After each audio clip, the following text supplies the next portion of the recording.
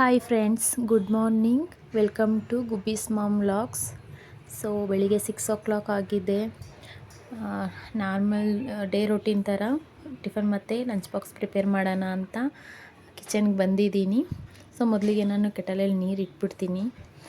ಅದು ಬಿಸಿ ಆಗೋ ಅಷ್ಟರಲ್ಲಿ ಒಂದು ಕುಕ್ಕರ್ ತಗೊಂಡು 2 ಪಾವ್ ಆಗೋಷ್ಟು ಅಕ್ಕಿನ ನಾನು ಹಾಕಿ ತೊಳೆದಿಟ್ಕೋತೀನಿ. ಸೊ ಆದಷ್ಟು ಎಲ್ಲರೂ ಸಪೋರ್ಟ್ ಮಾಡ್ತಿದ್ದೀರಾ ನನ್ನ ಹೊಸ ಯೂಟ್ಯೂಬ್ ಚಾನಲ್ಗೆ. Thank you so much. ಮತ್ತು ಯಾರೆಲ್ಲ ಸಬ್ಸ್ಕ್ರೈಬ್ ಮಾಡದೆ ವಿಡಿಯೋನ ನೋಡ್ತಿದ್ದೀರಾ ಆದಷ್ಟು ಸಬ್ಸ್ಕ್ರೈಬ್ ಮಾಡ್ಕೊಳ್ಳಿ ನನ್ನ ಚಾನಲ್ನ. ಸೊ ವೈಟ್ ರೈಸ್ಗೆ ಇಟ್ಬಿಡ್ತೀನಿ. ಸೊ ಇವತ್ತು ಟಿಫನ್ ಮಾಡೋಕ್ಕೆ ಮೊದಲು 1 ಕಪ್ ಆಗೋಷ್ಟು ಅಕ್ಕಿ ಹಿಟ್ಟು, ಗೋಧಿ ಹಿಟ್ಟು ಅರ್ಧ ಕಪ್ಪು ಮತ್ತು ರಾಗಿ ಹಿಟ್ಟು ಒಂದು ಅರ್ಧ ಕಪ್ ಹಾಕೋತೀನಿ. ಮತ್ತು ಇದಕ್ಕೆ ಸ್ವಲ್ಪ ಈರುಳ್ಳಿ, ಕಟ್ ಮಾಡ್ಕೊಂಡಿರೋ ಕರಿಬೇವು, 2-3 ಹಸಿಮೆಣಸಿನ್ಕಾಯಿ ಮತ್ತು ಕೊತ್ತಂಬರಿ, ಸ್ವಲ್ಪ ತುರಿದಿರೋ ಕ್ಯಾರೆಟು, ನಾನು ಇಷ್ಟನ್ನ ಹಾಕೋತೀನಿ. ಆಮೇಲೆ ಸ್ವಲ್ಪ ಜೀರಿಗೆನ ಹಾಕೋತೀನಿ. ಈ ಥರ ವೆಜಿಟೇಬಲ್ಸ್ನ ಹಾಕಿ ಮಾಡೋದ್ರಿಂದ ದೋಸೆ ಚೆನ್ನಾಗಿರುತ್ತೆ, ಟೇಸ್ಟಿಯಾಗಿರುತ್ತೆ. ಸೊ ಇದಕ್ಕೆ ನಾನು ಸ್ವಲ್ಪ ಉಪ್ಪನ್ನ ಆ್ಯಡ್ ಮಾಡ್ಕೋತೀನಿ. ಸೊ ಉಪ್ಪು ಹಾಕಿದ್ದಾದಮೇಲೆ ನಾನು ನೀರು ಹಾಕಿ ಕಲಿಸ್ಕೊಂಡು ಒಂದು ಗಳಿಗೆ ಮ್ಯಾರಿನೇಟ್ ಆಗೋಕ್ಕೆ ಬಿಟ್ಬಿಡ್ತೀನಿ.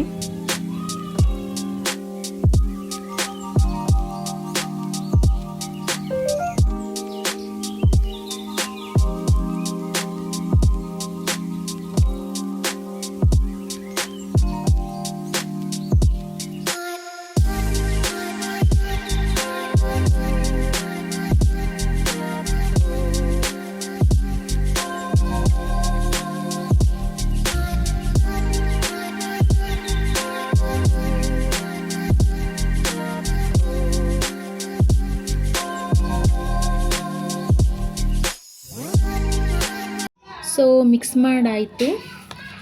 ಸೊ ನೆಕ್ಸ್ಟ್ ನಾನು ಟೊಮೊಟೊ ಸಾರು ಮಾಡೋಣ ಅಂತ ಹೇಳಿ ಟೊಮೊಟೊ ಒಗ್ಗರಣೆ ಮಾಡ್ಕೋತೀನಿ. ಮೊದಲು ಅದಕ್ಕೆ ಒಂದು ಬಾಣಲಿ ಇಟ್ಕೊಂಡು ಮೊದಲು ಕುಕ್ಕಿಂಗ್ ಆಯಿಲ್ನ ಹಾಕೋತೀನಿ. ಆಮೇಲೆ ಸ್ವಲ್ಪ ಜೀರಿಗೆ, ಆಮೇಲೆ ನಾನು ಏನು ಕಟ್ ಮಾಡಿ ಇಟ್ಕೊಂಡಿದ್ದೀನಿ ಈರುಳ್ಳಿನ ಹಾಕೋತೀನಿ. ಸೊ ಇವತ್ತು ನನ್ನ ಮೈದ್ನಾಗೆ ರಜಾ ಇರೋದ್ರಿಂದ ಪವನ್ ಅವ್ರು ಮಾತ್ರ ಇವತ್ತು ಡ್ಯೂಟಿಗೆ ಹೋಗ್ತಿದ್ದಾರೆ. ಅವರೊಬ್ಬರಿಗೆ ಬಾಕ್ಸ್ಗೆ ಸಾಂಬಾರು ಮಾಡಬೇಕಿತ್ತು. ಸೊ ಅದಕ್ಕೆ ಸಿಂಪ್ಲಿಯಾಗಿ ನಾನು ಟೊಮೊಟೊ ಸಾಂಬಾರು ಮಾಡ್ತಿದ್ದೀನಿ. ಸೊ ಈರುಳ್ಳಿ ಫ್ರೈ ಆಗಿದೆ. ಇವಾಗ ನಾನು ಬೆಳ್ಳುಳ್ಳಿನ ಹಾಕೋತೀನಿ. ಬೆಳ್ಳುಳ್ಳಿ ಹಾಕಿ ಚೆನ್ನಾಗಿ ಫ್ರೈ ಮಾಡ್ಕೋಬೇಕು.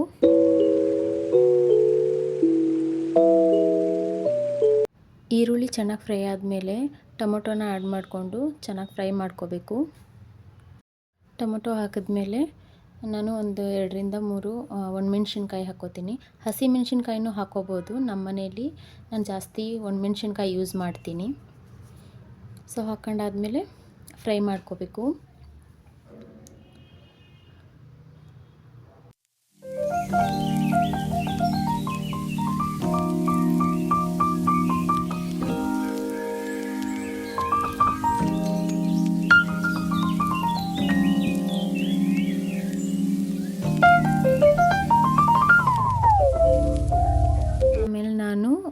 ಕಟ್ ಮಾಡ್ಕೊಂಡಿರೋ ಕೊಬ್ಬರಿನ ಒಂಚೂರು ಹಾಕ್ಕೋತೀನಿ.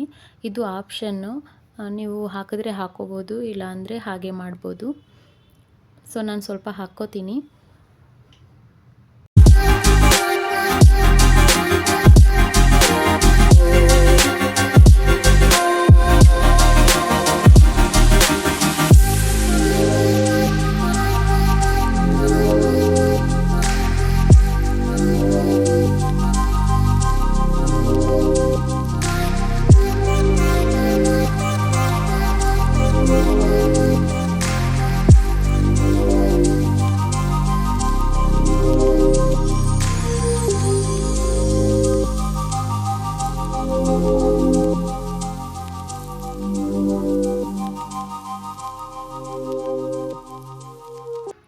ನೆಕ್ಸ್ಟ್ ನಾನು ಸ್ವಲ್ಪ ಖಾರದ ಪುಡಿ ಹಾಕೋತೀನಿ. ಒಣಮೆಣ್ಸಿನ್ಕಾಯಿ ನಾನು ಕಡಿಮೆ ಹಾಕಿರೋದ್ರಿಂದ ಸ್ವಲ್ಪ ಸ್ಪೈಸಿ ಇರಲಿ ಅಂತ ಖಾರದ ಪುಡಿ ಹಾಕ್ತೀನಿ. ಹಾಕಿ ಚೆನ್ನಾಗಿ ರೋಸ್ಟ್ ಮಾಡ್ಕೊಳ್ಳಿ. ಆಮೇಲೆ ಸ್ಟವ್ ಆಫ್ ಮಾಡಿ. ಸೊ ಅದು ತಣ್ಣಗಾಗೋ ಅಷ್ಟರಲ್ಲಿ ನಾನು ದೋಸೆ ಮೇಲೆ ಚಟ್ನಿಗೆ ರೆಡಿ ಮಾಡ್ಕೋತೀನಿ. ನಾನು ಇವತ್ತು ಕೊಬ್ಬರಿ ಚಟ್ನಿ ಮಾಡೋಣ ಅಂತ ಹೇಳಿ ಒಂದು ಬಾಣಲಿಗೆ ಸ್ವಲ್ಪ ಹುರ್ಗಡ್ಲೆನ ಹಾಕ್ಕೋತೀನಿ ಮತ್ತು ಒಂದು 3 ಹಸಿಮೆಣ್ಸಿನ್ಕಾಯಿ ಹಾಕ್ಕೋತೀನಿ. ಚೆನ್ನಾಗಿ ಹುರ್ಕೋಬೇಕು. ಮತ್ತು ಪವನ್ ಅವ್ರಿಗೆ ಕಾಯಿ ಚಟ್ನಿ ಇಷ್ಟ, ಜಾಸ್ತಿ ಲೈಕ್ ಮಾಡ್ತಾರೆ.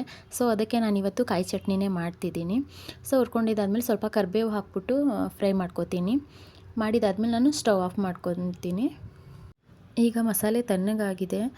ಸೊ ಇದನ್ನು ಜಾರ್ಗೆ ಹಾಕ್ಕೊಂಡು ರುಬ್ಕೊಬಿಡೋಣ.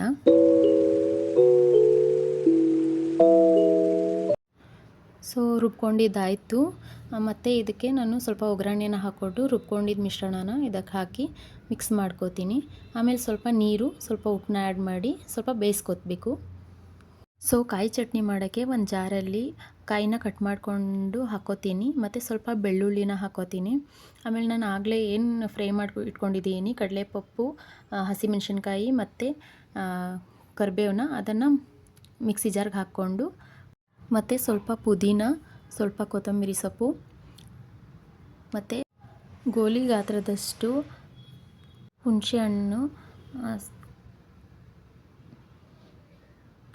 ಹಾಕ್ಕೊಂಡಿದ್ದಾದಮೇಲೆ ಒಂದು ಚಿಟಿಕೆ ಆಗೋಷ್ಟು ಉಪ್ಪನ್ನ ಆ್ಯಡ್ ಮಾಡಿಕೊಂಡು ಸ್ವಲ್ಪ ನೀರು ಹಾಕಿ ನಾನು ಮಿಕ್ಸಿ ಮಾಡ್ಕೊತೀನಿ. ಸೊ ರುಬ್ಬಾಯಿತು, ಕಾಯಿ ಚಟ್ನಿ ರೆಡಿಯಾಗಿದೆ. ನೆಕ್ಸ್ಟ್ ಅಕ್ಕಿ ದೋಸೆ ಮಾಡೋಣ ಬನ್ನಿ. ಒಂದು ತವ ಇಟ್ಕೊಂಡು ಬಿಸಿ ಆದಮೇಲೆ ಏನು ಮ್ಯಾರಿನೇಟ್ ಆಗಿದೆ ಅದನ್ನು ನಾನು ದೋಸೆ ಥರ ಬಿಟ್ಕೋತಿದ್ದೀನಿ. ಸೊ ಅಕ್ಕಿ ದೋಸೆ ರೆಡಿ ಆಯಿತು ನೋಡಿ, ಚೆನ್ನಾಗಿ ಬಂದಿದೆ. ಸೊ ಗುಬ್ಬಿ ಎದ್ದಿದ್ದಾನೆ. ಅವನು ಎದ್ದ ತಕ್ಷಣ ನಾನು ಅವನಿಗೆ ಹಾಲು ಕೊಟ್ಬಿಡ್ತೀನಿ, ಒಂದು ಗ್ಲಾಸ್ ಆಗೋಷ್ಟು ಕಾಯಿಸ್ಕೊಟ್ಟೆ. ಅವನೇ ಕುಡಿತೀನಿ ಅಂತ ಇಟ್ಕೊಂಡು ಕುಡಿತಿದ್ದಾನೆ. ಮತ್ತು 2 ಡೇಸಿಂದ ಸರಿಯಾಗಿ ಬಿಸಿಲಿರಲಿಲ್ಲ. ಸೊ ಇವತ್ತು ಸ್ವಲ್ಪ ಬಿಸಿಲು ಬರ್ತಿದೆ, ನೋಡೋಣ. ಆದರೆ ಟೆರಸ್ಗೆ ಹೋಗಬೇಕು. ಬಂದಿದ್ದೀವಿ. ನನ್ನ ಮಗ ಅವ್ರ ಅಜ್ಜಿ ಜೊತೆ ಕೂತ್ಕೊಂಡು ಬಿಸಿಲು ಕಾಯ್ತಿದ್ದಾನೆ. ಗಿಡದಲ್ಲಿರೋ ಹೂವು ಎಲ್ಲ ಕಿತ್ತಾಕ್ತಿದ್ದಾನೆ ನೋಡಿ, ಎಲ್ಲ ಹಾಕ್ಕೊಂಡು ಕುಂತಿದ್ದಾನೆ.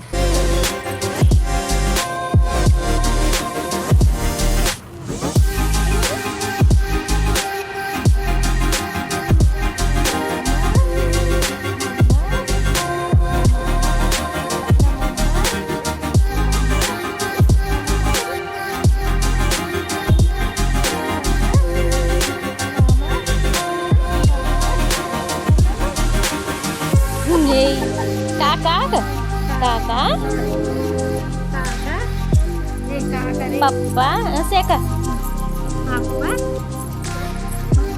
kakak, kaki, oh kalau kaki, kaki kan?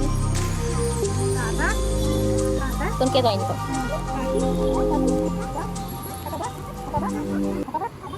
ಗುಬ್ಬಿ ಈಗಷ್ಟೇ ಮಾತು ಕಲಿತಿದ್ದಾನೆ. ಸೊ ಮಾತು ಕೇಳೋಕ್ಕೆ ತುಂಬ ಖುಷಿಯಾಗುತ್ತೆ. ಅವ್ರ ಅಜ್ಜಿ ಏನು ಹೇಳ್ಕೊಡ್ತಾರೆ ಅದನ್ನೇ ಹೇಳ್ತಿದ್ದಾನೆ, ರಿಪೀಟ್ ಮಾಡ್ತಿದ್ದಾನೆ. ಸೊ ನನಗಂತೂ ತುಂಬ ಖುಷಿಯಾಗುತ್ತೆ ಅವ್ನ ಮಾತು ಕೇಳಿ. ಸೊ ಫೈನಲಿ ಮನೆಗೆ ಬಂದ್ವಿ. ನನ್ನ ಗುಬ್ಬಿ ಬಿಸ್ಕೆಟ್ ಮತ್ತು ಫ್ರೂಟ್ಸ್ ಎತ್ಕೊಂಡಿದ್ದಾನೆ. ಅವನಿಗೆ ಓಪನ್ ಮಾಡಿ ಕೊಡಬೇಕಂತೆ. ಸೊ ಅವ್ರ ಅಜ್ಜಿ ಓಪನ್ ಮಾಡಿಸ್ಕೊಳಕ್ಕೆ ಹೋಗ್ತೀವಿ ಈಗ. ಅಲ್ಲೇ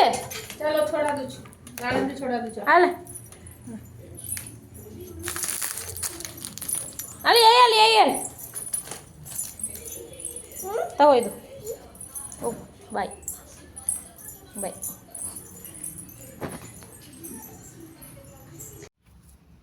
ಸೊ ಗುಬ್ಬಿಗೆ ಊಟ ಮಾಡಿ ತಿನ್ನಿಸಿದ್ದಾಯಿತು, ನಂದು ಊಟ ಆಯಿತು. ಸೊ ಇವತ್ತು ಪಾತ್ರೆ ತೊಳೆಯೋಣ ಅಂತ ಬಂದಿದ್ದೀನಿ. ಏನು ಇವತ್ತು ನಾನು ಪಾತ್ರೆ ತೊಳಿತಿದ್ದೀನಿ ಅಂತ ಯೋಚನೆ ಮಾಡ್ತಿದ್ದೀರಾ? ಸೊ ಹೌದು, ಇವತ್ತು ಮನೆ ಕೆಲಸದ ಆಂಟಿ ಬಂದಿಲ್ಲ. ಸೊ ಅದರಿಂದ ನಾನೇ ಪಾತ್ರೆ ತೊಳಿತಿದ್ದೀನಿ. ಅವರು ಓಂ ಶಕ್ತಿಗೆ ಮಾಲೆ ಹಾಕ್ಸ್ಕೊಂಡಿದ್ದಾರೆ. ಅದಕ್ಕೋಸ್ಕರ ಅವರು ಒಂದು 3 ಡೇಸ್ ಬರಲ್ಲ ಅಂತ ಹೇಳಿದ್ದಾರೆ. ಸೊ ಅದಕ್ಕೋಸ್ಕರ ಇವತ್ತು ನಾನೇ ಪಾತ್ರೆ ತೊಳಿತಿದ್ದೀನಿ. ಸೊ ಕ್ಲೀನ್ ಮಾಡೋಣ ಬನ್ನಿ.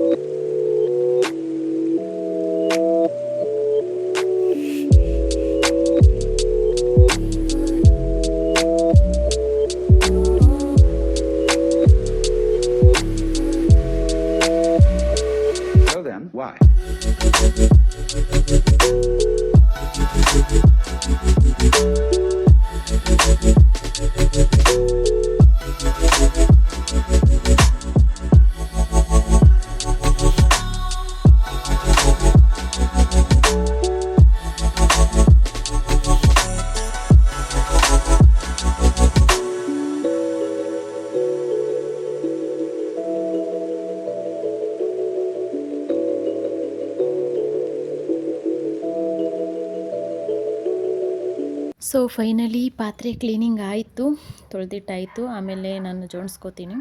ಸೊ ಅಷ್ಟರಲ್ಲಿ ಇವಾಗ ಮಧ್ಯಾಹ್ನ 1 ಆಗಿದೆ. ಈಗ ಗ್ರಹಿತ್ಗೆ ಮಧ್ಯಾಹ್ನ ಅಡುಗೆ ಪ್ರಿಪೇರ್ ಮಾಡಬೇಕು.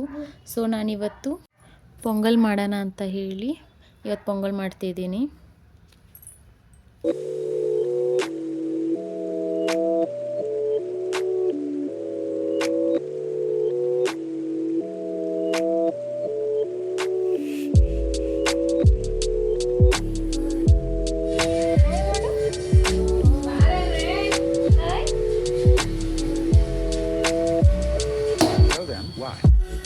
ಪೊಂಗಲ್ ರೆಡಿಯಾಗಿದೆ. ನಾನು ಗೋಬಿ ಮರಿಗೆ ಇವಾಗ ಅವನಿಗೆ ಸ್ಮ್ಯಾಶ್ ಮಾಡಿ ತಿನ್ನಿಸ್ಬೇಕು.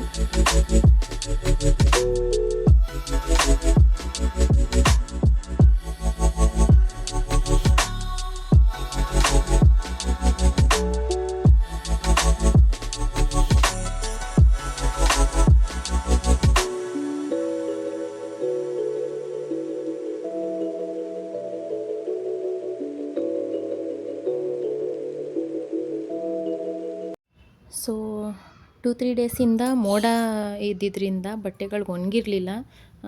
ಇವತ್ತು ಸ್ವಲ್ಪ ಬಿಸಿಲು ಬಂದಿದ್ದಕ್ಕೆ ಸ್ವಲ್ಪ ಒಣಗಿದೆ. ಸೊ ಎಲ್ಲ ಎತ್ಕೊಬಂದು ಮಡ್ಚಿಡ್ತಿದ್ದೀವಿ ನಾನು ಮತ್ತು ಅಮ್ಮ. ಬಿಸಿಲು ಇರಲ್ಲ ಅಂದರೂ ಒಣಗಿರುತ್ತೆ, ಅಂದರೆ ಮಿಷಿನ್ಗೆ ಹಾಕ್ತೀವಲ್ವ, ಒಣಗಿರುತ್ತೆ. ಆದರೆ ತಣ್ಣಗಿರುತ್ತೆ ಬಟ್ಟೆಗಳು. ತಣ್ಣಗಿರೋ ಬಟ್ಟೆನ ಮಡಚಿಟ್ರೆ ಸ್ಮೆಲ್ ಬರುತ್ತಂತಾರೆ, ನನಗೆ ಅದು ಇಷ್ಟ ಆಗೋಲ್ಲ. ಸೊ ಇವತ್ತು ಬಿಸಿಲು ಬಂದಿದ್ದಕ್ಕೆ ಎಲ್ಲ ಸ್ವಲ್ಪ ಬಿಸಿಲಿಗೆ ಹಾಕ್ಬಿಟ್ಟು ಎತ್ಕೊಬಂದು ಮಡಚಿಡ್ತಿದ್ದೀವಿ. ನೋಡಿ, ನನ್ನ ಮಗ ಆಟದ ಸಾಮಾನೆಲ್ಲ ಬಿಟ್ಬಿಟ್ಟು ನಾನು ಸ್ಲಿಪ್ಪರ್ ಜೊತೆ ಆಟ ಆಡ್ತಿದ್ದಾನೆ. ಮತ್ತು ಇವತ್ತಿನ ವ್ಲಾಗ್ ನಿಮಗೆಲ್ಲ ಇಷ್ಟ ಆಗಿದೆ ಅಂತ ಅಂದ್ಕೊಂಡಿದ್ದೀನಿ. ಯಾರೆಲ್ಲ ವಿಡಿಯೋ ನೋಡ್ತಿದ್ದೀರಾ, ಇಷ್ಟ ಆಗಿದ್ದರೆ ಲೈಕ್ ಮಾಡಿ, ಕಮೆಂಟ್ ಮಾಡಿ. ಆ್ಯಂಡ್ ಯಾರೆಲ್ಲ ಸಬ್ಸ್ಕ್ರೈಬ್ ಮಾಡಿಲ್ಲ ನನ್ನ ಚಾನಲ್ನ ಸಬ್ಸ್ಕ್ರೈಬ್ ಮಾಡಿ. ಪ್ಲೀಸ್ ಸಪೋರ್ಟ್ ಮಾಡಿ. Thank you.